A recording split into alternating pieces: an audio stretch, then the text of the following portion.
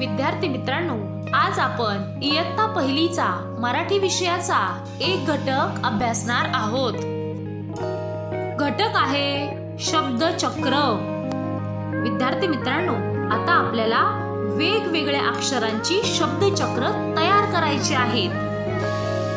आता शब्दचक्र म्हणजे काय करायचे, तर एखाद्या अक्षरापासून तयार होणारे वेगवेगळे शब्द शोधायचे आणि लिहायचे।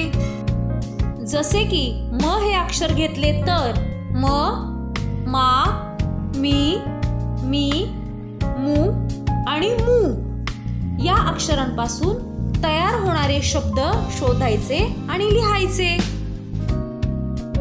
चला तर मग शब्द शोधूया। अक्षर आहे म। म पासून तयार होणारा शब्द आहे मगर। मा पासून तयार होणारा शब्द आहे मासा। मी पासून तयार होणारा शब्द आहे मिसळ, मीठ, मुलगा, मूग। अशा प्रकारे आपण म या अक्षराचे शब्दचक्र तयार केले। पुढील अक्षर आहे क। कमळ, काका, किसन, कीड, कुत्रा, कुळ। अशा प्रकारे क या अक्षराचे शब्दचक्र तयार झाले।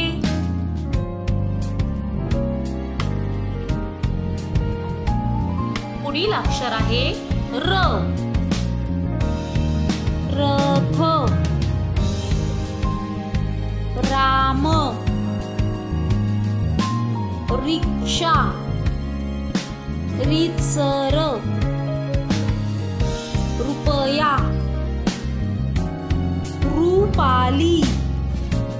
अशा प्रकारे आपण र चे शब्दचक्र तयार केले।